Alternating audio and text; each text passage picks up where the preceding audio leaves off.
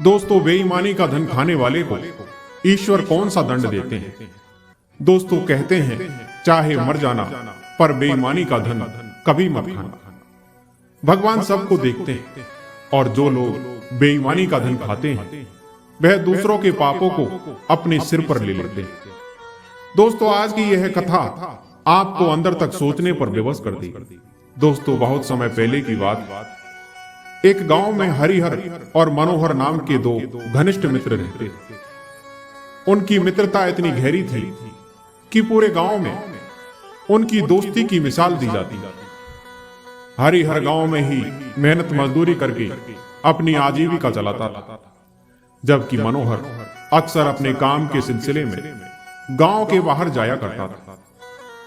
अब गांव के लोग यही मानते थे कि मनोहर एक नगर से सामान खरीदकर दूसरे नगर में बेचता है और इसी कारण उसे कई दिनों तक बाहर रहना पड़ता है।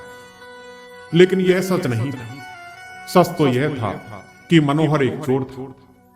हालांकि उसने कभी अपने गांव में चोरी नहीं की, लेकिन वह दूसरे शहर में जाकर चोरी करता। हरिहर ने कई बार मनोहर को समझाया कि चोरी जैसा पाप छोड़ दे, पर मनोहर ने कभी उसकी बात नहीं मानी, बल्कि वह तो हरिहर को भी अपने साथ शामिल होने के लिए कहता था, जिससे वे दोनों धनवान बन सके। हरिहर को मनोहर की यह आदत बिल्कुल पसंद नहीं, लेकिन बचपन की दोस्ती के कारण उसने कभी किसी से यह राज नहीं बताया। एक दिन गांव में खबर फैली कि गांव के बाहर एक साधु महाराज ने अपना डेरा जमाया है। गांव के लोग उनके दर्शन के लिए आने लगे। साधु महाराज धर्म और सत्य के मार्ग पर चलने की शिक्षा दिया करते थे। उनके उपदेशों का गांव वालों पर बहुत गहरा प्रभाव पड़ा। एक दिन हरिहर और मनोहर भी साधु महाराज के दर्शन के लिए पहुंचे। साधु महाराज के प्रवचन का मनोहर पर ऐसा प्रभाव पड़ा कि उसे भी महसूस होने लगा कि चोरी करना एक बड़ा पाप है। एक दिन मनोहर ने अकेले में साधु बाबा के पास जाकर अपने मन की बात कही। वह बोला कि बाबा, मैं एक चोर हूं, लेकिन आपके उपदेशों ने मेरे हृदय को छू लिया है। साधु बाबा ने कहा, अगर मेरे वचन तुम्हारे मन पर असर कर रहे हैं तो तुम यह बुरा काम छोड़ क्यों नहीं देते। बाबा की बात सुनकर मनोहर बोला कि बाबा, मुझे और कोई काम आता ही नहीं। ना मैं खेती कर सकता हूं और ना ही मेहनत मजदूरी कर सकता हूं, फिर मैं चोरी कैसे छोड़ दूं। साधु बाबा ने कहा कि बेटा, मेरी बात मानो, कुछ दिन मेरे साथ इस आश्रम में रहो। इससे तुम्हारा हृदय परिवर्तन होगा और तुम सही मार्ग पर आ जाओगे। मनोहर ने साधु बाबा की बात मान ली और आश्रम में रहकर उनकी सेवा करने लगा। 1 महीना बीत गया। मनोहर ने पूरे मन से साधु बाबा की सेवा की। साधु बाबा भी उसकी सेवा भाव से बहुत प्रसन्न हुए। एक दिन साधु बाबा ने मनोहर से कहा कि बेटा, अब मेरे जाने का समय आ गया है। साधुओं का एक स्थान पर ठहराव अच्छा नहीं होता, लेकिन मैं तुम्हारी श्रद्धा और सेवा से बहुत प्रसन्न हूं, इसलिए तुम मुझसे कुछ भी मांग सकते हो। मनोहर बोला कि बाबा, आपके पास ऐसी सिद्धियां हैं जिससे पशु पक्षियों की भाषा समझी जा सकती है। यदि आप मुझे कुछ देना ही चाहते हैं तो कृपा करके मुझे भी यह सिद्धि प्रदान करें। साधु बाबा मुस्कुराए और बोले, ठीक है, आज से तुम पशु पक्षियों की भाषा समझने में सक्षम हो जाओगे। यह कहकर साधु बाबा ने मनोहर के सिर पर आशीर्वाद स्वरूप हाथ रखा। मनोहर बोला, बाबा, मैं आपसे एक और विनती करना चाहता हूं। साधु बाबा ने कहा कि बोलो बेटा, क्या इच्छा है तुम्हारी। मनोहर बोला कि बाबा, मैं आपके कहे अनुसार चोरी का काम छोड़ दूंगा, लेकिन मेरे जीवन यापन का क्या होगा। इसलिए मैं चाहता हूं कि आप मुझे साल में एक बार चोरी करने की अनुमति दें और मैं केवल दिवाली के दिन एक बार चोरी करूंगा और उसके बाद कभी चोरी नहीं करूंगा। साधु बाबा मुस्कुराए और बोले, ठीक है बेटा, परंतु मेरी एक बात याद रखना, इस सिद्धि का उपयोग ईमानदारी से करना। यदि तुमने इसे गलत मार्ग पर चलने के लिए प्रयोग किया तो यह तुम्हारा विनाश का कारण बन जाएगी। इस प्रकार महात्मा जी मनोहर को आशीर्वाद देकर वहां से दूसरे गांव की ओर प्रस्थान कर गए। अब मनोहर साधु बाबा के साथ रहकर पूरी तरह बदल चुका था। उसका स्वभाव अब शांत और संयमित हो गया था। उसके इस बदलाव को देखकर उसका मित्र हरिहर भी बहुत प्रसन्न था। अब हरिहर ने पूरी तरह चोरी करना छोड़ दिया था। जैसा कि उसने साधु बाबा को वचन दिया था कि वह साल में केवल एक बार दिवाली के दिन ही चोरी करेगा। हरिहर की एक बहन थी जो अब विवाह के योग्य हो चुकी थी। उसका विवाह तय हो चुका था और 15 दिन के बाद शुभ तिथि निर्धारित। लेकिन हरिहर जो मेहनत मजदूरी करके अपनी आजीविका चलाता था, उसके पास इतना धन नहीं था कि वह अपनी बहन का विवाह कर सके। उसे चिंता सताने लगी कि बारातियों के स्वागत और भोजन का इंतजाम कैसे करेगा। सहायता के लिए हरिहर अपने कई रिश्तेदारों के पास गया, लेकिन किसी ने उसकी मदद नहीं की। सब ने कोई ना कोई बहाना बनाकर उसे टाल दिया। सभी जगह से निराश होकर हरिहर अपने मित्र मनोहर के पास सहायता मांगने गया। उसने कहा कि मनोहर, अब तो तुम ही मेरी सहायता कर सकते हो। तुम तो जानते ही हो कि मेरी बहन की शादी तय हो चुकी है और 15 दिन के बाद बारात आने वाली। मेरे पास इतना धन नहीं है कि मैं बारातियों के स्वागत और खाने पीने का प्रबंध कर सकूं। मैंने सभी रिश्तेदारों से मदद मांगी, लेकिन सबने मना कर दिया। अब तुम ही कुछ करो और मेरे लिए धन का इंतजाम कर दो। मैं तुम्हारे पैसे कुछ महीने में लौटा दूंगा। मनोहर ने उत्तर दिया कि दोस्त, मैं तुम्हारी परेशानी समझ सकता हूं, लेकिन मैं तुम्हारी सहायता कैसे करूं?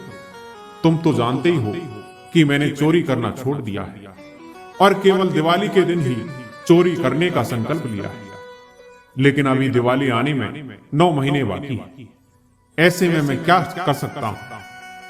हरिहर बोला, मुझे नहीं पता कि तुम कैसे करोगे, लेकिन मुझे 10 दिनों के अंदर 100 स्वर्ण मुद्राओं का इंतजाम चाहिए। अगर ऐसा ना हुआ तो मेरी बहन की बारात बिना शादी के वापस लौट जाएगी। मनोहर बोला कि ठीक है दोस्त, तुम्हारी बहन मेरी बहन के समान है। मैं तुम्हारे लिए धन की व्यवस्था करूंगा। मैं 5 दिनों के लिए जा रहा हूं। अगर मैं 5 दिन में लौट कर नहीं आया तो तुम मेरा इंतजार मत करना। हरिहर बोला कि तुम जाओ, मैं ईश्वर से प्रार्थना करूंगा कि तुम जल्दी धन लेकर लौट आओ। अब मनोहर अपने मित्र की सहायता के लिए चोरी करने का इरादा लेकर यात्रा पर निकल पड़ा। चलते चलते वह एक नदी के पास पहुंचा। उसे नदी पार करनी थी तो वह पानी में उतरा। तभी पीछे से किसी ने पुकारा कि मित्र, मेरा इंतजार करो, मैं भी तुम्हारे साथ चलूंगा। मनोहर ने पीछे मुड़कर देखा तो वह मंदिर का पुजारी जो नदी पार करने के लिए उसकी सहायता मांग रहा था। उस पुजारी ने अपनी पोटली मनोहर को थमा दी और अपना एक हाथ उसकी ओर बढ़ा दिया। दोनों नदी पार करने लगे। तभी पीछे से किसी पक्षी की आवाज आई। मनोहर एकदम सतर्क हो गया और उसने अपना सिर ना में हिलाया। वे दोनों आगे बढ़ते रहे। जब वे दोनों नदी के बीच में पहुंचे तो फिर से पक्षी की आवाज आई। मनोहर ने एक बार फिर ना में सिर हिलाया। आखिरकार उन दोनों ने नदी पार की। मनोहर ने पुजारी को उसकी पोटली लौटा दी और अपनी यात्रा पर आगे बढ़ने के लिए चल पड़ा। लेकिन पुजारी यह जानने को उत्सुक था कि पक्षी की आवाज सुनकर मनोहर बार बार अपना सिर क्यों हिला रहा था। पुजारी ने पूछा कि मित्र, मुझे एक बात बताओ, जब हम नदी पार कर रहे थे तब किसी पक्षी की आवाज आ रही थी। जब भी वह आवाज आती थी तो तुम अपना सिर क्यों हिला देते थे? आखिर इसका क्या रहस्य है?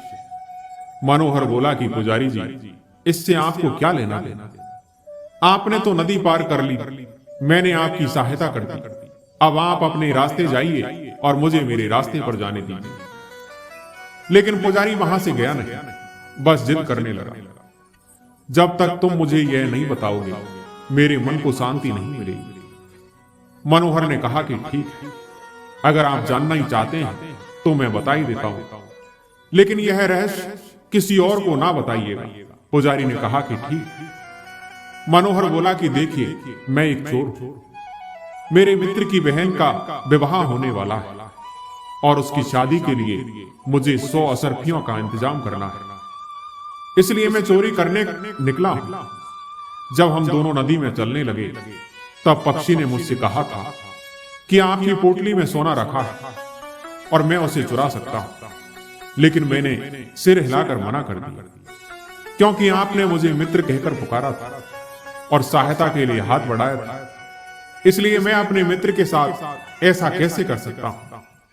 मैं अपने मित्र का सम्मान और निष्ठा में कैसे भूल सकता हूं? क्योंकि इस समय भी मैं एक मित्र की सहायता के लिए ही निकला हूं। मनोहर की यह बातें सुनकर पुजारी चकित रह गया। मनोहर ने आगे कहा कि जब हम नदी के बीचों बीच पहुंचे तब उस पक्षी ने कहा कि मैं आपको पानी में धक्का दे दूं और सोना ले लूं, लेकिन मैंने फिर से मना कर दिया। यदि मैं ऐसा करता तो यह अपने मित्र के साथ धोखा होता और मैं कभी ऐसा नहीं कर सकता। मनोहर की बातें सुनकर पुजारी का मन दुविधा में पड़ गया। पुजारी सोचने लगा कि यह कैसा चोर है जो चोर होते हुए भी धर्म और सच्चाई की बातें कर रहा है। पुजारी ने फिर पूछा कि तुम एक चोर होकर इतने अच्छे विचार और धर्म की बातें कैसे कर सकते हो? मनोहर ने बताया कि मैं 1 महीने तक एक साधु महाराज के आश्रम में रहा। यह सब उन्हीं के आशीर्वाद का प्रभाव है। मनोहर की इन बातों को सुनकर इसके बाद पुजारी अपने रास्ते पर चला गया, लेकिन वह मनोहर के नेक विचारों के बारे में सोचता ही रहा।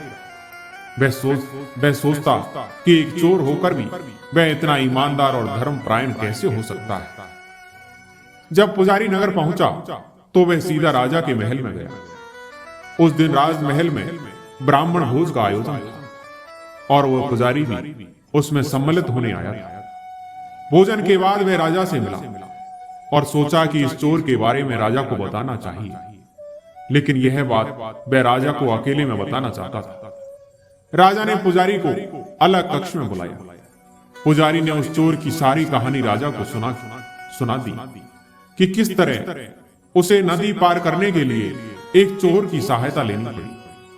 वह राजा बहुत ही ईमानदार और ज्ञानी था। राजा ने कहा कि चोरी करना एक महापाप है और जिसने भी ऐसा किया है मैं स्वयं उसकी जांच करूंगा। राजा ने पुजारी से कहा कि तुम मुझे उस चोर का पता बताओ। पुजारी ने उत्तर दिया कि महाराज, मैं उसका ठिकाना तो नहीं जानता, पर मैं ऐसी नगर की ओर जा रहा था। उसका हुलिया और कपड़ों का रंग मैं आपको बता सकता हूं। मुझे पूरा विश्वास है कि वह सबसे पहले नगर की सराय में ठहरेगा। उस पुजारी ने चोर का पूरा हुलिया और वेशभूषा राजा को बता दी। राजा ने अपने लिए रोटियां बनवाई और उन्हें पोटली में रखा और राजा साधारण भेष में सराय पहुंच गया। आधी रात को राजा ने चोर को पहचान लिया और उससे बातचीत शुरू की। मनोहर ने पूछा कि आप कौन हैं? राजा ने कहा कि मैं एक चोर हूं और चोरी की फिराक में। मनोहर ने कहा कि मैं भी एक चोर हूं, क्यों ना हम मिलकर चोरी करें। मैं आधी रात को सामने वाली दुकान में चोरी करने वाला हूं। राजा ने कहा कि मुझे भी 100 असरफियों की जरूरत है। हम दोनों मिलकर दुकान का ताला तोड़ते हैं। रात के सन्नाटे में दोनों दुकान की ओर गए। मनोहर ने ताला तोड़ा, तिजोरी खोली और 100 असरफियां अपने लिए निकाली और 100 असरफियां राजा को दे दी। फिर उसने खाने के लिए बोरियों की ओर देखा। उसने सफेद चीज देखकर सोचा कि यह चीनी है। मुट्ठी भरकर अपने मुंह में डाली, लेकिन वह तो नमक था। उसने तुरंत उसे थूक दिया। फिर उसने साथी से 100 असरफियां वापस मांगी। राजा ने मना किया तो मनोहर ने उसके मुंह पर तमाचा मारा और असरफियां छीन ली और उसने चुराई हुई असरफियां तिजोरी में वापस रख दी और ताला बंद कर दिया। इसके बाद राजा मनोहर के पीछे पीछे चलता जा रहा था और उसकी हरकतों को देखकर हैरान था। जब वे दोनों सराय के अंदर पहुंचे तो राजा ने उससे पूछा कि भाई, पहले तो तुमने रुपए चुराए और फिर वापस तिजोरी में रख दी, ऐसा क्यों किया? मनोहर ने उत्तर दिया कि मैं भूखा था और दुकान में कुछ खाने के लिए ढूंढ रहा था, लेकिन गलती से मैंने दुकानदार का नमक खा लिया। अब जिसका नमक खाया हो उसके साथ विश्वासघात करना धर्म के विरुद्ध है, इसलिए मैंने रुपए वापस तिजोरी में रख दिए। चोर की बातें सुनकर राजा चकित रह गया। वह सोचने लगा कि यह चोर कैसी धर्म और ज्ञान की बातें कर रहा है। उसे अब पुजारी की बात पर पूरा विश्वास हो गया। इसके बाद राजा ने कहा कि चलो अब किसी और जगह चोरी करते हैं। यह सुनकर मनोहर ने राजा को एक तमाचा और जड़ दिया और बोला कि क्या हम सारी रात चोरियां ही करते रहेंगे? आज के लिए इतना ही, अब कल देखेंगे क्या करना है। राजा ने अपनी पोटली से रोटियां निकाली और मनोहर को खाने के लिए दी। फिर राजा ने पूछा कि अब यह बताओ कि अगर कल चोरी करनी है तो तुम मुझे कहां मिलोगे? मनोहर ने कहा कि इसी सराय के पीछे मैं रात के समय तुम्हारा इंतजार करूंगा। इसके बाद राजा अपने महल को लौट आया, लेकिन उसे रात भर नींद नहीं आई।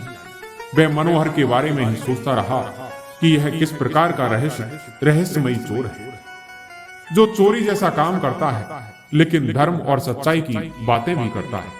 अगली रात राजा साधारण वेश में सराय के पीछे पहुंच गया, जहां मनोहर पहले से उसका इंतजार कर रहा था।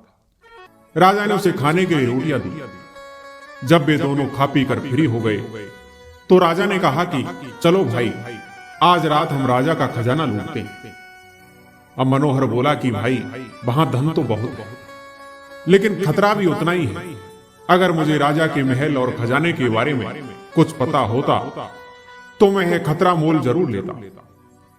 राजा ने कहा कि तुम उसकी चिंता मत करो, मुझे राजा के महल और खजाने के सारे रास्ते मालूम हैं। हम आसानी से चोरी कर पाएंगे और चले जाएंगे। असल में राजा अपने पहरेदारों की सतर्कता परखना चाहता था। अब महल के 3 द्वारों पर पहरेदार थे और चौथे द्वार पर एक कुत्ता बंधा था। जब भी दोनों महल के पास पहुंचे तो देखा कि तीनों पहरेदार और कुत्ता गहरी नींद में थे। राजा ने मनोहर को महल के सारे रास्ते बताए। मनोहर खजाने वाले कमरे तक पहुंचा और तिजोरी का ताला तोड़ने लगा। तभी एक पक्षी बोला और कुत्ता भौंकने की बजाय कूकू करने लगा। मनोहर ने राजा से कहा कि तुम यहीं बाहर खड़े रहो, मैं अंदर जाकर तिजोरी का ताला तोड़ता हूं। राजा बाहर खड़ा हो गया और मनोहर अंदर चला गया। मनोहर ने तिजोरी का ताला तोड़ा। फिर पक्षी ने फिर से आवाज दी और कुत्ता एक बार फिर से कूकू करने लगा। मनोहर ने 100 असरपियां अपने लिए और 100 असरपियां राजा के लिए निकाली, लेकिन पक्षी और कुत्ते की प्रतिक्रिया सुनकर मनोहर ने रुपए वापस तिजोरी में रख दी और राजा को कमरे के भीतर बुला लिया। जब राजा अंदर आया तो मनोहर उसके चरणों में गिर गया और बोला कि महाराज, मैं एक चोर हूं और आप मेरे स्वामी हैं। आपने मुझे रंगे हाथों पकड़ लिया। अब आप जो भी दंड देना चाहें मुझे स्वीकार है, लेकिन 100 असरपियां मेरे मित्र के पास भिजवा दीजिएगा, उसकी बहन की शादी है। राजा ने हैरान होकर पूछा, तुम कैसे जान गए कि मैं राजा हूं? मनोहर ने कहा कि महाराज, जब मैं खजाने का ताला तोड़ रहा था तो पक्षी ने कहा कि खजाने में चोर घुस आया है और तुम सो रहे हो, तुम ये कैसी वफादारी करते हो? तब कुत्ते ने उत्तर दिया कि मैं तब भौंकता हूं जब चोर होता है, परंतु यहां तो स्वयं राजा है। पहले मुझे उन दोनों की बातों पर विश्वास नहीं हुआ, लेकिन जब यही संवाद बार बार दोहराया गया तो मैं समझ गया कि आप राजा हैं। मनोहर ने गहरी सांस लेते हुए कहा कि महाराज, कृपया 100 असरपियां मेरे मित्र के पास भिजवा दीजिए।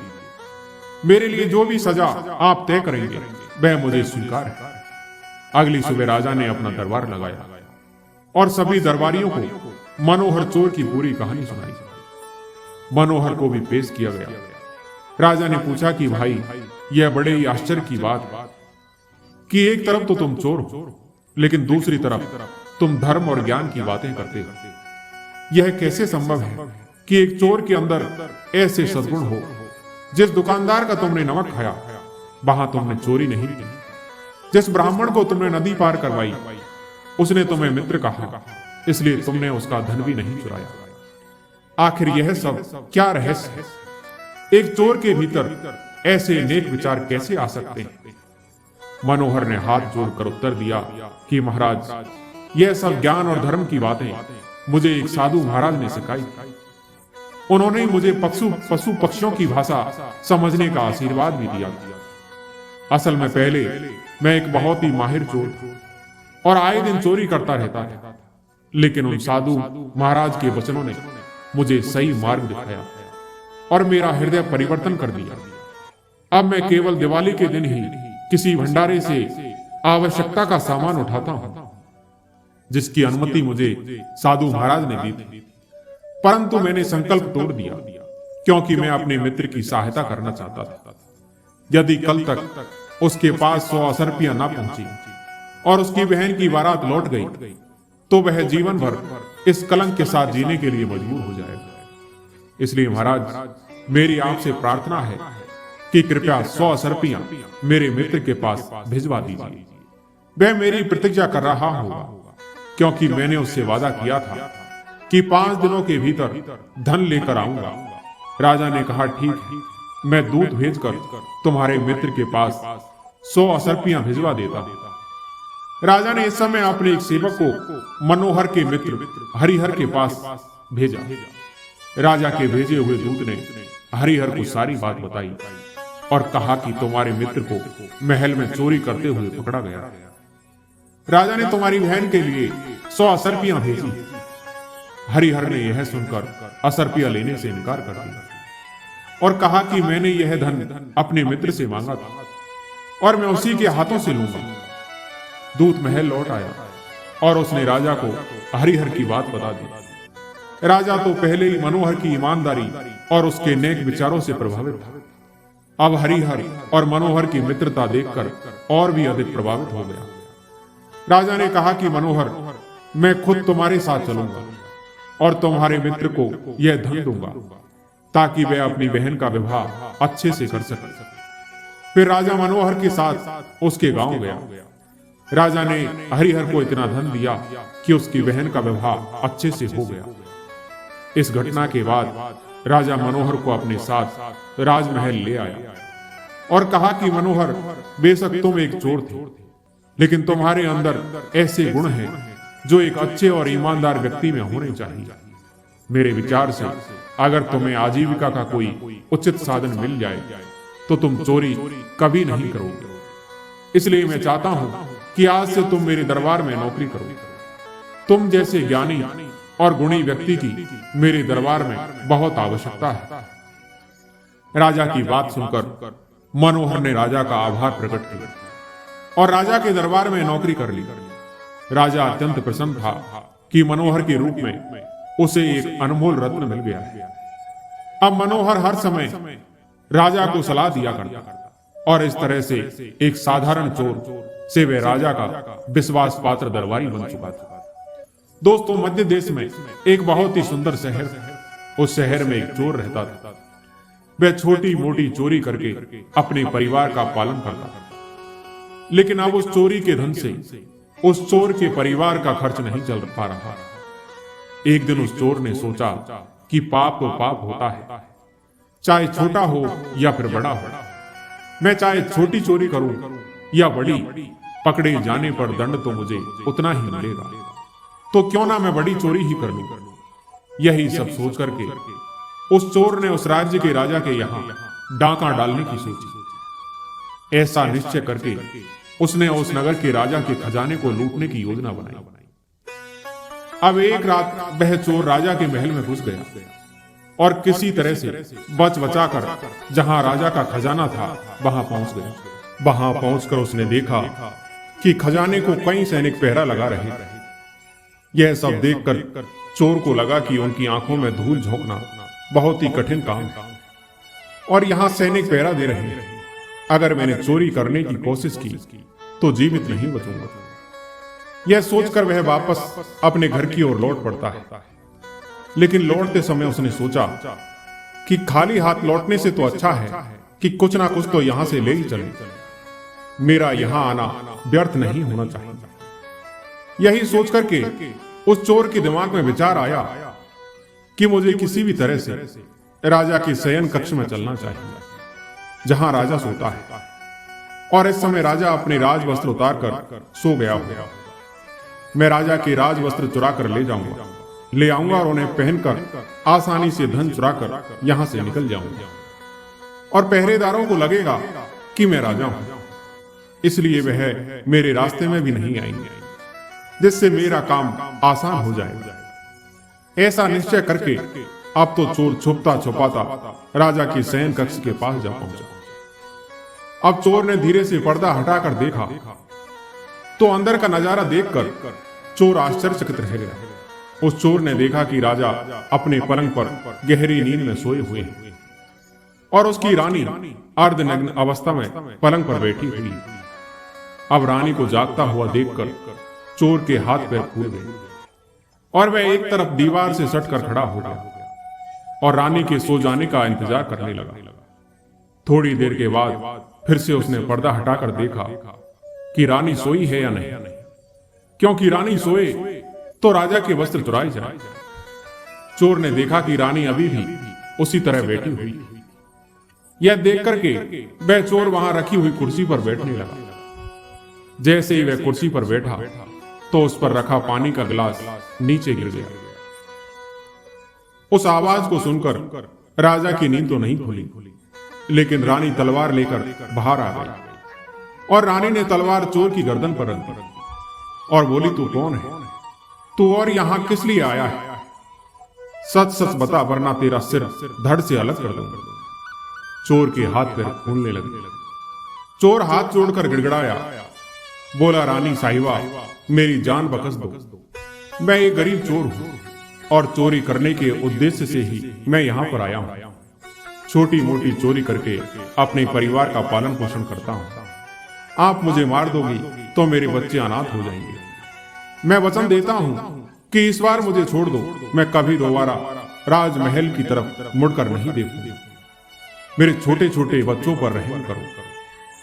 अब उस चोर की बातें सुनकर रानी को उस पर दया आ गई और कहा, सुनो, मैं तुम्हें एक शर्त पर छोड़ सकती हूं। मैं इस समय काम से पीड़ित हूं। यदि तुम मेरे साथ समागम करो तो मैं तुम्हें यहां से जाने दूंगी, वरना एक ही झटके में मैं तुम्हारा सिर काट दूंगी। रानी की यह अनोखी शर्त सुनकर चोर और भी ज्यादा घबरा गया और कहने लगा, रानी साहिबा, यह आप क्या कह रही हो? आप इतने बड़े राज्य की महारानी, मेरी क्या औकात जो मैं तुम्हारे साथ ऐसा करूं? मेरे लिए तो यह सोचना भी बहुत बड़ा पाप है। रानी ने कहा कि मैं कुछ नहीं सुनना चाहती। अगर तुम्हें अपनी जान प्यारी है तो मैं जैसा कहती हूं वैसा ही करो, वरना मरने के लिए तैयार हो जाओ। रानी का ऐसा प्रस्ताव सुनकर चोर की जान हलक में अटक गई। चोर सोचने लगा कि आज मैं बहुत बड़ी मुसीबत में फंस गया हूं।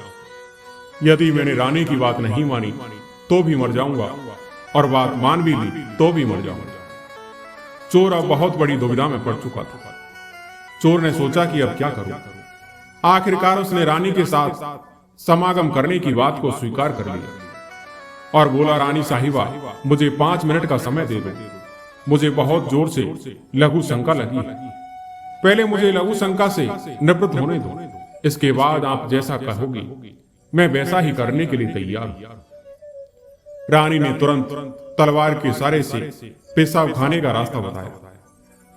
चोर पेशाब खाने की तरफ चल दिया और रानी वहीं पर खड़ी होकर उसके लौटने का इंतजार करने लगी। अब चोर रानी की नजरों से बचकर वहां से भाग निकला।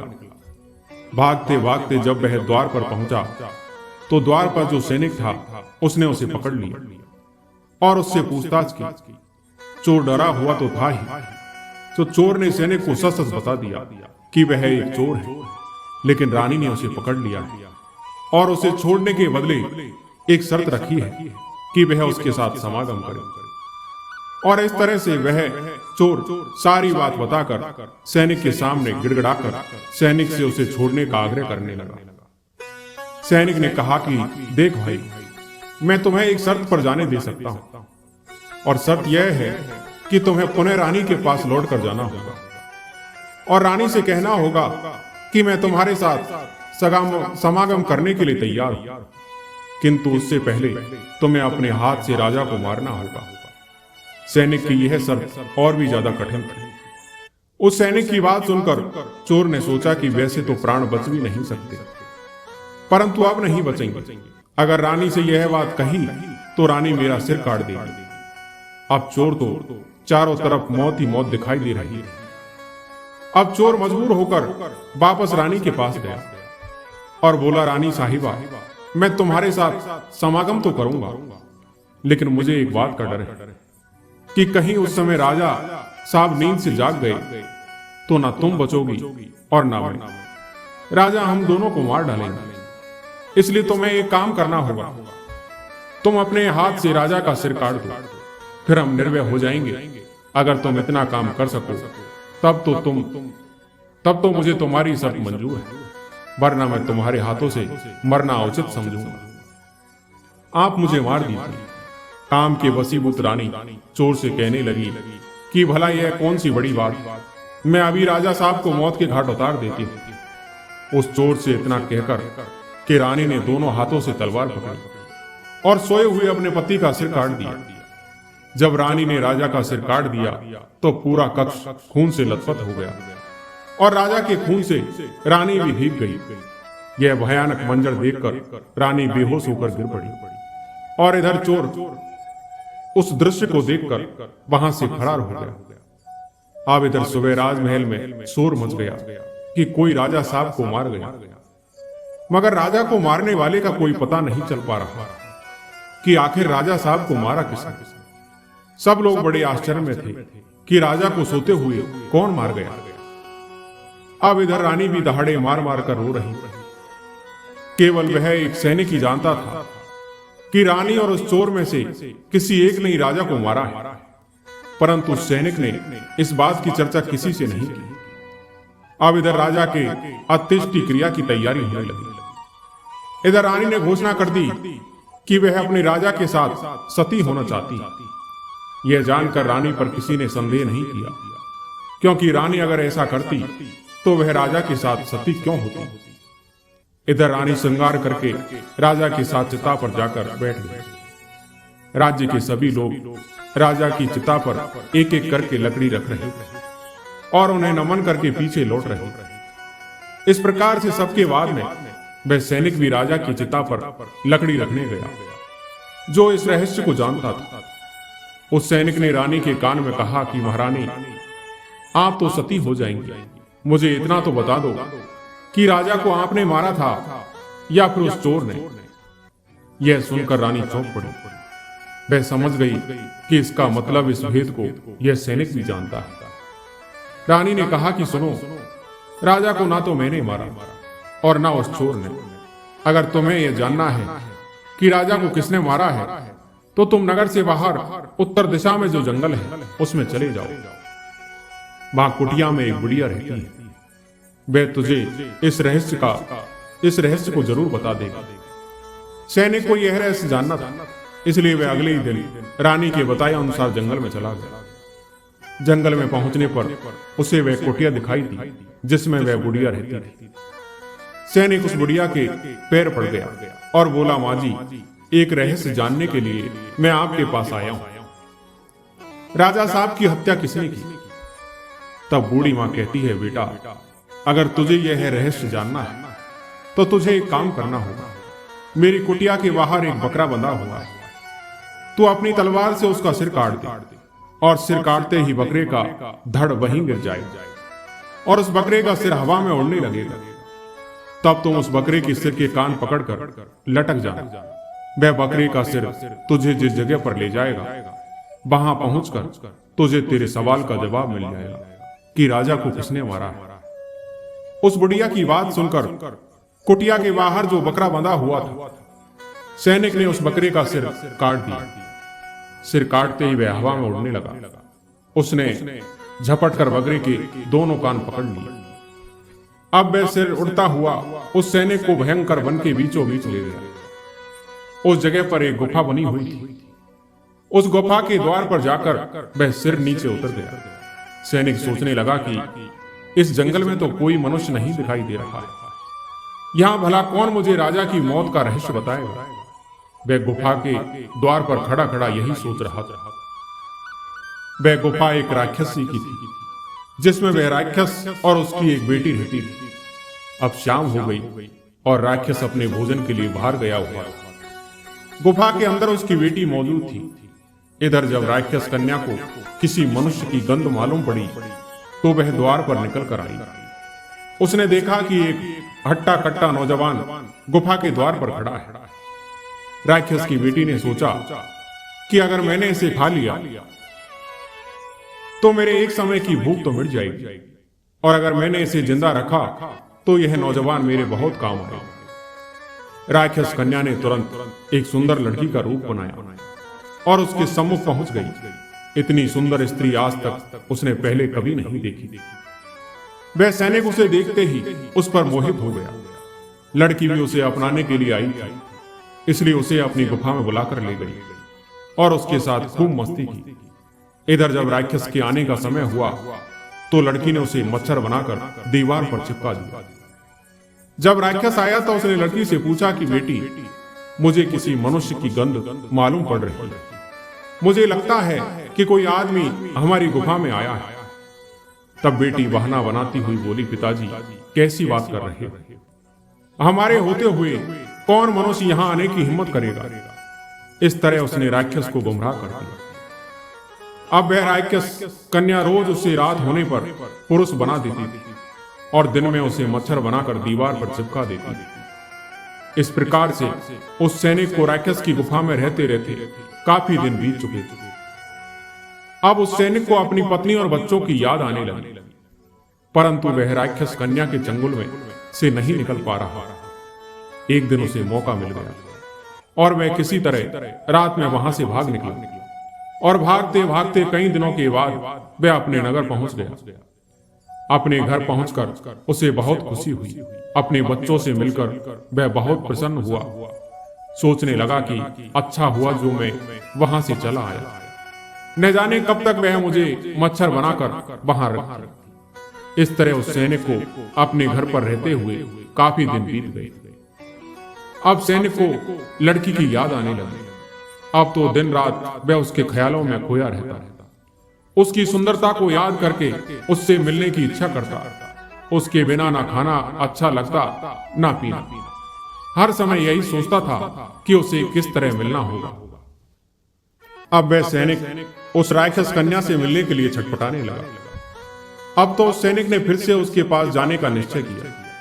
सोचा कि पिछली बार तो मुझे उस बुढ़िया ने पहुंचा दिया था, लेकिन अब मैं वहां से भाग कर आया हूं, इसलिए मुझे रास्ते का भी ज्ञान नहीं। क्यों ना मैं एक बार फिर से उस बुढ़िया की सहायता ले लूं। ऐसा सोचकर वह उस बुढ़िया की कुटिया पर पहुंच गया और हाथ जोड़कर बोला कि हे माता, एक बार मुझे फिर से उसी स्थान पर भेज दो जहां पर मुझे पहले भेजा था। अब वह सैनिक राजा की हत्या का रहस्य जानना भूल चुका था और राक्षस कन्या से मिलने की बेचैनी उसके अंदर बढ़ती जा रही है। वह बुढ़िया समझ गई कि यह काम के वसीभूत है। उस बुढ़िया ने कहा कि बेटा, पहले तो मेरे पास एक बकरा था जिसके कान पकड़कर तुम वहां चले गए। अब मैं तुम्हें कैसे वहां पहुंचाऊं? तब सैनिक ने कहा कि माता, मैं तुम्हारा जीवन भर ऋणी रहूंगा। एक बार उस लड़की से मुझे मिला दो। उस सैनिक की बात सुनकर बुढ़िया कहने लगी कि बेटा, मैं तुझे मिला तो दूंगी, पर इसके लिए तुझे अपने बेटे को मेरे पास लाना होगा। सैनिक बोला कि यह कौन सी बड़ी बात है। इतना कहकर सैनिक अपने बेटे को बुलाकर ले आया। बुढ़िया ने कहा कि बेटा, जिस तरह तुमने बकरे का सिर काटा था, उसी तरह तुम अपने बेटे का सिर काट दो। फिर उसी जगह उसी तरह इसका सिर भी हवा में उड़ने लगेगा और तुम इसका सिर पकड़ लेना और यह तुम्हें उसी स्थान पर पहुंचा देगा। काम के वसीभूत वह सैनिक अपने बेटे का सिर काटने के लिए तैयार हो गया। उस सैनिक ने जैसे ही तलवार लेकर बेटे का सिर काटना चाहा, तभी उस बुढ़िया ने उसका हाथ पकड़ लिया और कहने लगी, ठहरो, यही तुम्हारे प्रश्न का जवाब है। पहला तो ये कि राजा को न चोर ने मारा और न रानी ने, राजा को हवस ने मारा था। जिस तरह काम वासना में अंधे होकर तुम अपने बेटे को मारने के लिए तैयार हो गए, उसी तरह काम वासना के वशीभूत होकर मनुष्य अंधा हो जाता है और वह बुरे से बुरा काम भी कर डालता है। दूसरा ये कि धन का लालची भी धन में अंधा होकर कुछ भी नहीं देख पाता, वह धन के लालच में आकर किसी को भी मार डालता है। और तीसरा, क्रोध ही क्रोध में अंधा होकर मनुष्य सब कुछ भूलकर वह सब कर डालता है जो जीवन भर उसे पछताने के लिए विवश कर देता है। क्रोध में वह बुद्धि विवेक से शून्य हो जाता है और वह अपना पराया कुछ नहीं देख पाता। इन तीनों से हमेशा बचकर रहना चाहिए। दोस्तों, आज की कहानी यहीं पर समाप्त होती है। मैं उम्मीद करता हूं कि आपको ये कहानी जरूर पसंद आई होगी।